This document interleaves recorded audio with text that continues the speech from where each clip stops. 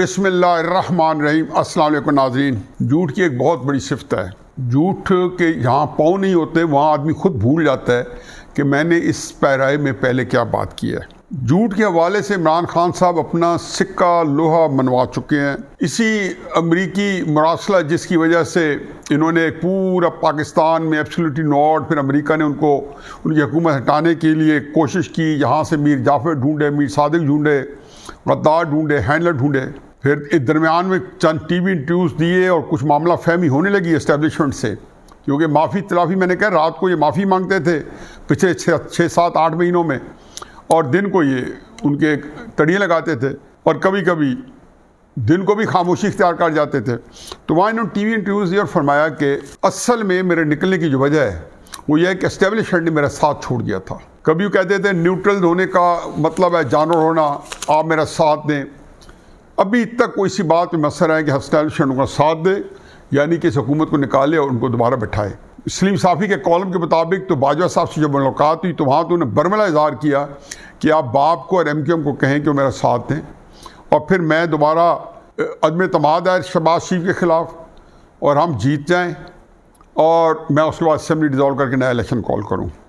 और ये उन्हें टोटल मुतालबा था। पहली बात तो ये है कि मैंने एक अर्ज़ की है कि इमरान खान साहब की जो पिछले 6 महीने जो की तहरीक जो है, जिसमें चंद हफ्ते इनके वज़ीर-ए-आज़म की हैसियत से और 5 साढ़े 5 महीने इस दौर के, इमरान खान साहब की 3 अदवार रहे हैं, 3 मराहिल में तहरीक रही है। पहला मरला तो ये था कि अमरीकी साजिश हो गई, मरासला आया और मेरे ख़िलाफ़ एस्टेब्लिशमेंट को इस्तेमाल किया गया। एस्टेब्लिशमेंट भी क्या, प्रिसाइजली जनब बाजवा को इस्तेमाल किया गया है और इन गद्दारों ने अमरीका के हाथों में खेल कर और करप्ट लोगों को यहाँ बिठा दिया, जिनमें शहबाज शरीफ, जरदारी सारे लोग थे। ये 25 मई तक चला जहाँ इन्होंने लॉन्ग मार्च किया। इसमें उन्होंने 35-40 जलसे किए और इन जलसों के अंदर इन्होंने लोगों को उकसाया, भड़काया और 25-30 लाख आदमियों को लाने का दावा किया। जब नाकाम हुए तो उन्होंने कहा कि 6 दिन के अंदर अगर आपने इलेक्शन ना करें मैं फिर आ रहा हूँ। ज़ाहिर है वो सिर्फ जो सामने लोग जिनको अहमक बनाने का इकलाम तलाई सिलसिला जारी कर रखा है उनको बेवकूफ़ बनाना था, उनको तिफल तसल्ली देनी थी, उनको कि वक्ती तौर पे दिलासा देना था कि किसी तरीके से मैं टाइम पास करूँ। इमरान खान का ये दूसरा मरहला जो है इसमें शुरू हो गया कि उन्होंने कहा जी इस महंगाई के तूफ़ान में इन्होंने कहा कि अब महंगाई के ऊपर हम लोगों को बाहर लाएंगे। इन्होंने महंगाई के ऊपर फिर जलसे जुलूस करने शुरू कर दिए।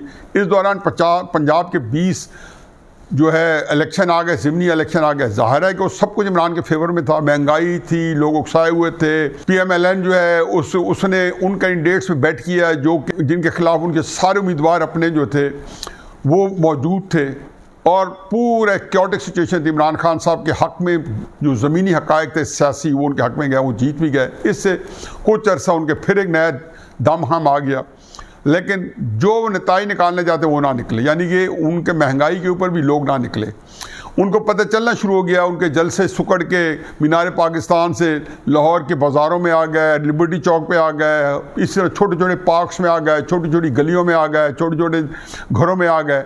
ये उनके जलसे कन्वेंशन होने शुरू हो गए। ज़ाहिर अगला मरला ये था कि इमरान खान साहब के ऊपर भी अताब करना था, कि उनको पता है कि उनका नामा माल लंबा चौड़ा है और उनको हर सूरत में आड़े हाथों लिया जाना था। और नामा माल के अंदर हर चीज़ सामने आ गई। कहाँ से शुरू हुआ, तोशा खाना के मामलात, फिर उसके बाद 450 कनाल ज़मीन और पता नहीं क्या क्या चीज़ें थी। पूरा एक दफ्तर खुला हुआ था, हर चीज़ पे एक हर स्कैंडल मौजूद था। इमरान खान साहब ने भांपा तो उन्होंने देखा कि जान बचाओ माल बचाओ। उन्होंने फ़ौरन एक नया बयानी शुरू किया और इलेक्शन कमीशन को हाथों हाथों लेना शुरू कर दिया। पहले उनको नहीं पता था, लेकिन जब उन्होंने देखा कि यार ये सारी चीज़ें जो इलेक्शन कमीशन के पास भी जाएंगी, अदालतों के पास भी जाएंगी, तो उन्होंने किस तरीके से अदालतों में प्रेशर दिया। फिर हर जगह पर इमरान डूज मौजूद हैं, हो सकता है कि कुछ अदालतों में मौजूद हों और कुछ वैसे भी एक उनका एक सिलसिला नियाबत चल रहा होगा।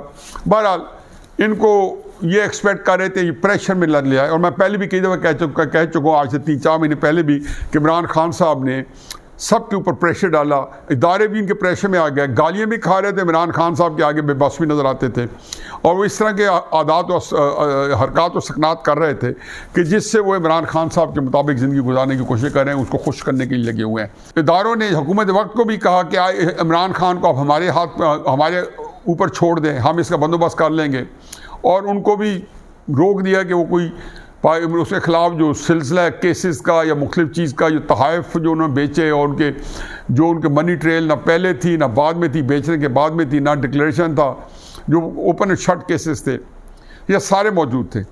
अब हर चीज़ के अंदर सबसे पहले जो इमरान खान साहब को आग का दरिया अबूर करना था इलेक्शन कमीशन का था। चुनांचे आप देखा कि जहाँ वो अपोजिशन को गालियाँ दे रहे थे, उन्होंने इलेक्शन कमीशन जो कि उन्होंने खुद अपने हाथ से बनाया, जिसकी तारीफ़ें की, उससे उन्हें बरात भी हासिल कर ली, और ऐसे कहते हैं जैसे किसी दूसरे दुश्मन माल मुल्क ने इनके ऊपर लगा दिया। तो मैंने कहा ये तीसरा मरहला आप देख लें कि इस वक्त ना असल में इलेक्शन का मसला है, ना मरासला मसला है, ना इस वक्त एस्टेब्लिशमेंट मसला है। असल मसला ये है कि जो केसेज हैं उससे उन्हें कैसे बचना है।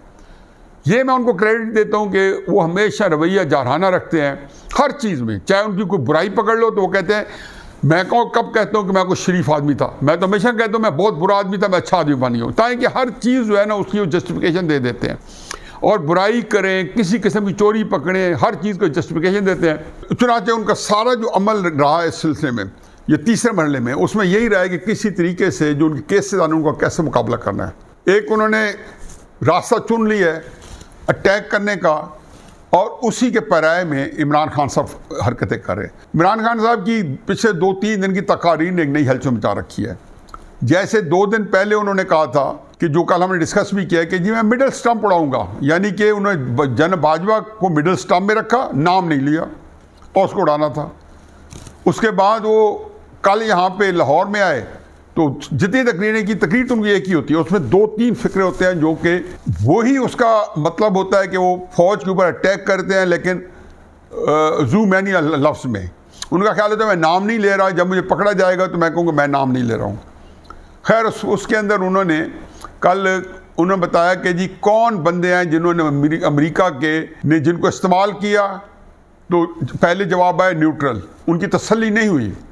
फिर उन्होंने स्टूडेंट्स से पूछा कि कौन है जिसने मेरी हुकूमत हटाने में अमेरिका के किन गद्दारों ने हाथ दिया, तो फिर आवाज़ें आना शुरू की जनरल बाजवा।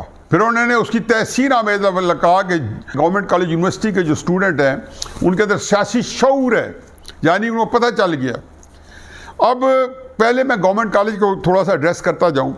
इनके वाइस चांसलर है असगर जैदी, उसका कोई बैकग्राउंड नहीं है कि उसका कोई तालीम से कोई बैकग्राउंड हो कहीं से। ये पता नहीं 6-6 महीने 8-8 महीने कई लोगों की नौकरियां करते रहे, मुख्तलिफ रिसर्च प्रोजेक्ट में काम करते रहे, उनको ना यूनिवर्सिटियों का तजर्बा है ना कुछ। सम हो सुना है कि इसका कोई तहरीक इंसाफ से कनेक्शन था।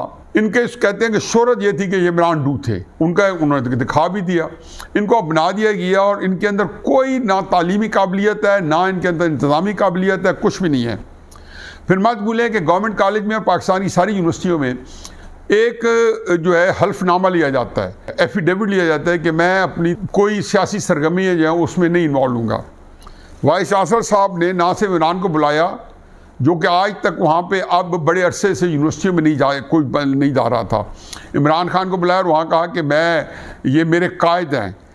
तो एक बंदा जो इस लेवल पे गिर जाता है कि वो एक तालिब इल्मों के अंदर एक नई उसने फसाद पैदा कर दी है कि जहाँ पे हर अनवाक शाम के लोग मौजूद हैं, वहाँ पे इस्लामी तलबा भी होगी, बाकी भी तंजीमें होंगी, तो उनकी मौजूदगी में उसने ये रिस्क लिया है। तो इसका मतलब है कि वो किसी और मार पे है।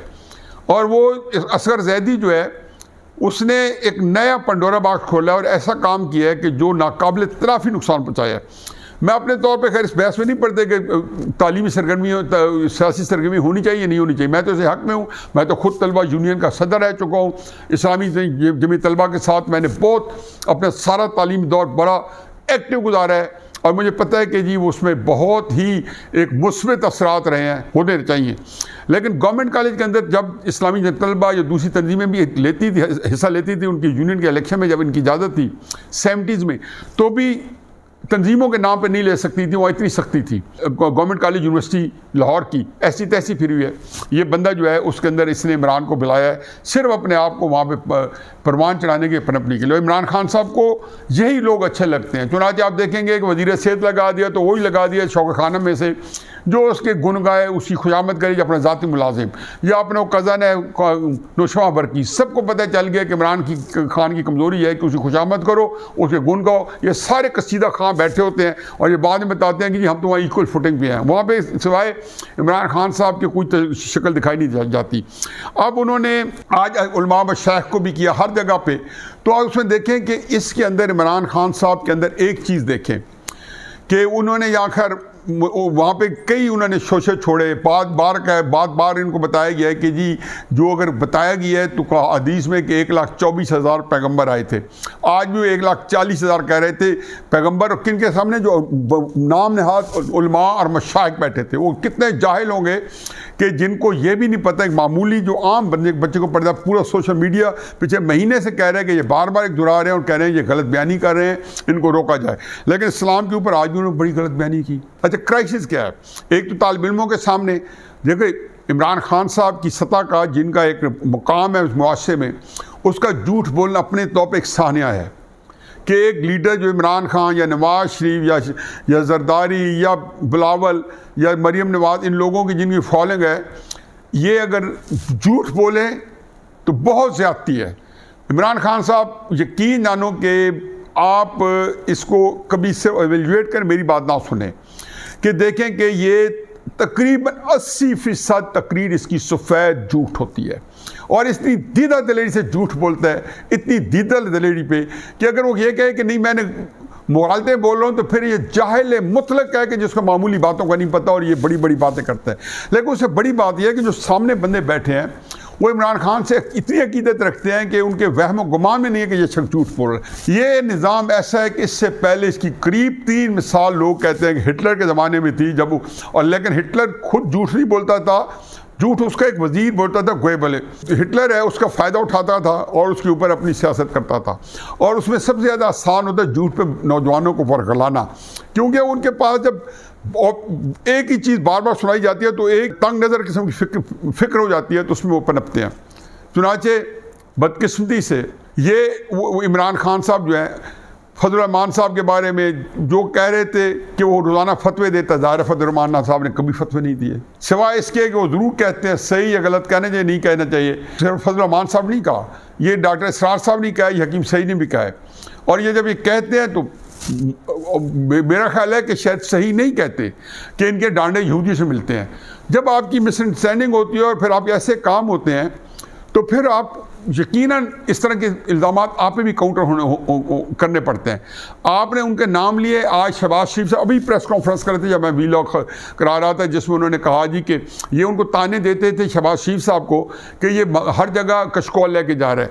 तो शहबाज शरीफ साहब ने एक ही बात की, उन्होंने कहा इनसे पूछे कि ये जो इक़्तिदार में आने के 2 हफ्ते बाद सऊदी अरब गया, फिर दूसरी दफ़ा जाकर उनको पैसे मिले, चाइना गए, UAE गए, तो ये पैसे बांटने के लिए जा रहे थे। ये तो खुद कहते थे मुझे शर्म आती है, IMF गए तो IMF में ये हुकूमत गई है। और इतना तो खुदा खौफ खाए इमरान खान, दिन दहाड़े आप यकीनन आपका झूठ चल रहा है और चलना चाहिए, क्योंकि जिन लोगों के आगे आप चला रहे हैं उनके ये तो पहली बात है कि हमारी अस्करी जो क़यादत है, जो हमारी अफवाज पाकिस्तानी क़यादत है, उनका ये मुँह मांगता है। इमरान खान उसका ठीक कर रहे हैं क्योंकि उसको हज़रत ईसा अलैहिस्सलाम का दोबारा ज़हूर हो चुका है।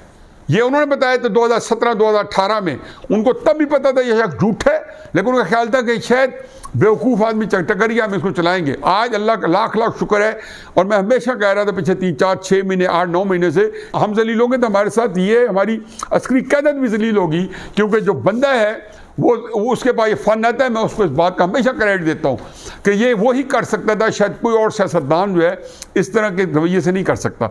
चुनाचे उन्होंने शहबाज शरीफ साहब ने उनको बहुत अच्छा कहा। उसने कहा फिर एक और बात की, उन्हें कहा जी NRO तो वो होता है जो आपकी बहन को मिला। अब ये क्यों कहना पड़ा? इसलिए इमरान खान साहब कि जब आप झूठे इल्ज़ाम लगाते हो तो उनको भी जब कोई चीज़ मिलती है तो आप ये कराएंगे। आप अब सारे ख़ानदान को आप मत भूलें कि आपके इमरान डूस की बहनों या माओं को इस्तेमाल करना है। चाहे आप मुंह से कितना कहते रहें कि फजल रहमान की माँ की बहन की, चीफ इलेक्शन कमीशन की माँ की बहन की, कोई आप मुगलसाब बकते रहें, लेकिन और जो आपके इमरान डूज हैं या यूथी हैं या जो भी उनको कहना चाहें, वो जो सोशल मीडिया पर करें, जवाब आपकी ज़ात पर आएगा। आप अभी तो महसूस नहीं करेंगे। आपका ख्याल है कि मेरी बहन पे हो गया तो क्या फ़र्क पड़ता है, मेरे बाप पे किसी ने इल्ज़ाम लगा जो क्या फ़र्क पड़ता है, क्योंकि आपके नज़दीक शायद इतनी इंपॉर्टेंस ना हो। लेकिन जब आपको पता चलेगा ये खुद ब खुद ये इतना बड़ा नैरेटिव हो जाएगा कि आपको फिर पता चलेगा कि आपने अपने आप को या अपनी चीज़ों को कितना ख़राब कराया है, कि वो चीज़ें अब आपकी जो मुद्दे अब असर की ज़ात में आ रही हैं, जो आप कभी नहीं चाहेंगे उनको लाया जाए। अब आप चाह रहे हैं कि आपके बारे में जो कुछ है वो तश तश बाम किया जाए। फिर अमेरिका के ऊपर आपने कितने लोग हैं जो इतने थोड़े अरसे में अमेरिका में इतना रजू करें जो आपने किया। उधर वो मरासला आ रहा था, उधर वो 2 हफ्ते बाद वो अब्दुल्ला यार है जो आपका ओवरसीज पाकिस्तानियों का जो इंटरनेशनल पॉलिसी का इंचार्ज है, वो डोनाल्ड लू जिसको आपने लोगों को नाम याद करा दिया पाकिस्तान में, उसके बाद लेटर लेके गया कि जो गलत फहमी है बाबा माफ़ कर दो, अब माइंड ना करो, ये वो जलसों की बातें हैं। फिर आपने वहाँ पे लॉबिंग फर्म हायर कर दी $25,000 पे। अमेरिका में आपकी क्या लॉबिंग करनी थी? क्या आपको वहाँ से वोट्स लेके देने थे? नहीं, यही था कि मैं इधर से उनको जब गालियाँ दूँ तो उधर से जैसे फौज की रात को पाँव पकड़ते रहने किसी काम नहीं है कि उन्होंने कहा जी मेरी वहाँ लॉबिंग करो। और तीसरा ये है कि आपने जाके जब रॉबिन राफेल आई, ये कोई आम वाक़या नहीं था। वो आपके पास क्या लेने आई थी? क्या बच्चों के रिश्ते तय करने आई थी आपके साथ? अभी आपने कह दिया जी कि कल मसलन इलेक्शन कमीशन को आपने क्यों गंदी गालियाँ दी, और वो भी गवर्नमेंट कॉलेज लाहौर के बच्चों के सामने का इलेक्शन कमीशन तेरी माँ की तेरी बहन की। ये को बंदा ज़ुबान इस्तेमाल करता है। फ्रस्ट्रेशन वही है जो तीसरा मरला है कि आपको पता है कि तोशा खाना का, फिर कहता है जी जो ऑडियो लीक्स हैं उसके बारे में एक मरियम नवाज अपने वालिद को फ़ोन कर रही हैं कि तोशा खाना में इलेक्शन कमिश्नर जो है उसको सज़ा दे देगा। एक तस्वुराती गुफ्तगू है कि वो ऑडियो लीक आएगी। अब 2 बातें हैं कि ऑडियो लीक तो भी आई नहीं है, वो तो डार्क वेबसाइट पे है जो 1-2 रोज़ाना वो जो अपलोड कर देते हैं और आ जाती है। तो आपको ये पैसा कैसे पता चला? मुझे घिसा पिटा लतीफ़ है, वो मैं ज़रूर करूँगा। वो एक जुलाया देहाती सादा लोग आदमी था, तो उसकी बेटी जो थी वो रात को कहती है, जब खाने में बैठते हैं घर वाले सारे, तो रात उसने तय किया था कि वो किसी दोस्त के साथ घर से रात अंधेरे जब सब घर वाले सो जाएंगे तो उसके साथ वो फरार हो जाएगी, घर से भाग जाएगी।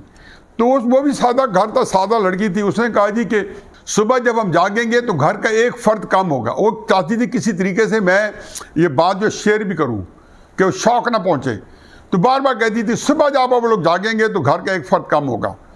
जब वो सुबह जागे घर वाले तो उसके बिस्तर खाली पड़ा था, वो जा चुकी थी। तो बाप ने कहा कि बाकी बातें तो छोड़ो, लेकिन एक बात पक्की है कि वो थी को वलीउल्लाह, उसे पहले से पता था कि उसे भाग जाना है। तो इमरान खान साहब आपको पहले से पता चल गया कि इलेक्शन कमीशन को ये लीक ऑडियो लीक आएगी कि मरियम नवाज अपने वाले साहब को बता रही हैं, नवाज शरीफ को। आपको पता है कि तोशा खाना में आपके बचने का चांस 0/0 है। बचने का चांस तो तौहीन अदालत केस में भी 0/0 है।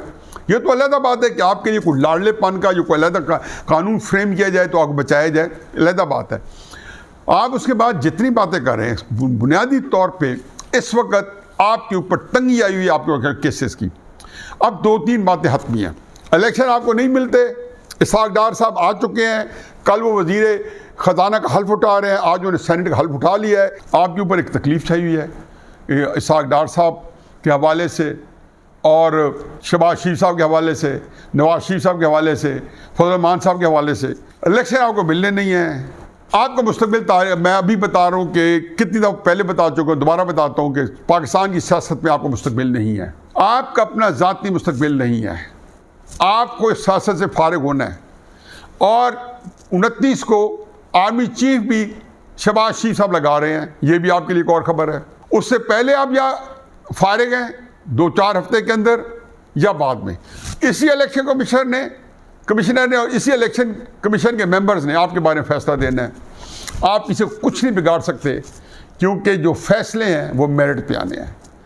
ओपन एंड शट केसेस है। सेम नहीं देता था कि आप हर केस के बारे में, पुराना रवैया है कि जब भी आपके खिलाफ घेरा तंग किया जाता है, 2014 में पार्टी फंडिंग केस हुआ है, उसको रोकने की कोशिश की है, तोशा खाना उसको रोकने की कोशिश की है।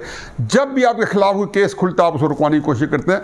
और भाई हिम्मत करो और अपने केसेस को फेस करो। कहो कि मैं करना चाहता हूँ फेस, मेरा फैसला करो। कहते मेरे केसेस ना सुनो। क्यों? आप अल्लामी के फरस्तादे हो, आपके जो अमाल हैं आपको उसकी सज़ा भुगतनी होगी, इसके अलावा मैं कुछ नहीं जानता। वमा अलैना इल्लल बलाग।